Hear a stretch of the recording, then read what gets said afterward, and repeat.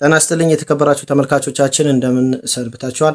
የግንቦት 11 2018 ዓ.ም የዕለተ ማክሰኞ የሀገር ውስጥና የውጭ የተመረጡ አጫጭር ዜናዎችን ይዘንላችሁ ቀርበናል። አብራችሁን ቆዩ።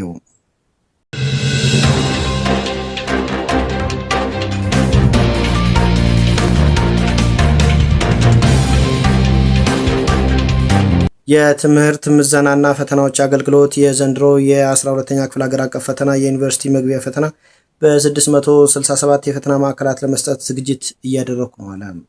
የአገልግሎቱ ዋና ዳይሬክተር ዶክተር እሸቱ ከበደ ለፋና ሚዲያ ኮርፖሬሽን እንደገለጹት የዩኒቨርሲቲው መግቢያ ፈተናን በ97 ዩኒቨርሲቲዎችና በ570 የክልል ማዕከላት ለመስጠት ዝግጅት እየተደረገ መሆኑን ገልጸዋል።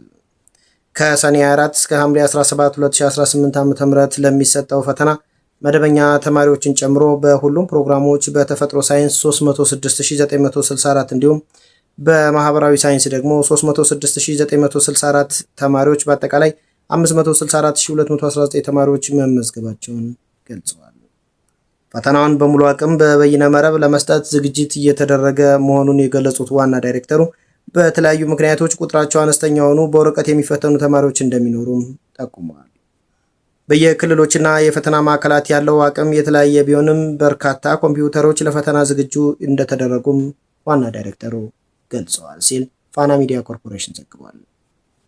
የኢኖቬሽንና ቴክኖሎጂ ሚኒስቴር ችግር ፈቺ ጥናትና ምርምር በማካሄድ ላይ መሆኑን ተገለጸ።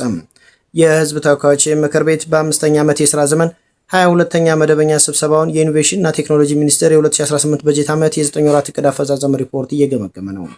የኢኖቬሽንና ቴክኖሎጂ ሚኒስትሩ ዶክተር በለጠ ሞላ ሚኒስቴር መስሪያ ቤቱ በ9 ወራት ውስጥ ችግር ፈቺ ጥናትና ምርምር በማካሄድ የተሻለ ውጤት ማስመዝገብ እንደቻለም በሪፖርታቸው ገልጸዋል።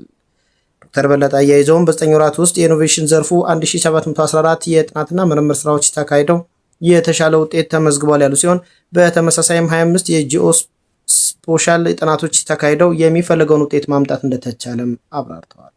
እስራኤል በኢትዮጵያ የምታደርገውን የኢንቨስትመንትና የልማት ድጋፍ አጠናክራ ትቀጥላለች ሲሉ በኢትዮጵያ የእስራኤል አምባሳደር ዶክተር አብርሃም ንጉሴ ተናገሩ። በአዲስ አበባ የሚገኙ የተለያዩ ሀገራት አምባሳደሮችና የዲፕሎማቲክ ማህበረሰብ አባላት በልዩ ኢኮኖሚ ዞኖች የመስክ ጉብኝት አካሂደዋል።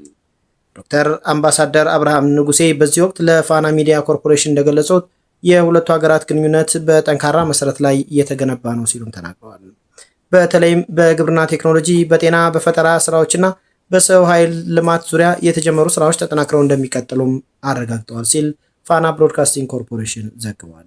ውድድር ዓመቱ መጨረሻ ከአሰልጣኝ ፔፕ ጋርዲዮላ ጋር የሚለያየው ማንቸስተር ሲቲ በምትካቸው ጣሊያናዊ አሰልጣኝ ኢንዞ ማሬስካን በኃላፊነት ለመሾም ከስምምነት ላይ ደርሷል። በማንቸስተር ሲቲ ቤት የ10 ዓመት ቆይታቸው 20 ዋንጫዎችን ማሳካት የቻሉት አሰልጣኝ ፔፕ ጋርዲዮላ የፊታችን እሁድ የመጨረሻ ጨዋታቸውን የሚመሩ ይሆናል። በሊጉ የዋንጫ ፉክክር ውስጥ የሚገኙት ፔፔ በዚህ የውድድር ዓመት የካራባኦና የኤፍኤ ዋንጫዎች ማሳካታቸው ይታወቃል። ጋርዲዮላን የሚተኩት ኢንዞ ማሬስካ በ2022 እና 2023 የውድድር ዓመት ማንቸስተር ሲቲ የሶስትዮሽ ዋንጫ ሲያሳካ የቡድኑ አሰልጣኝ ምክትል አሰልጣኝ እንደነበሩም ይታወሳል።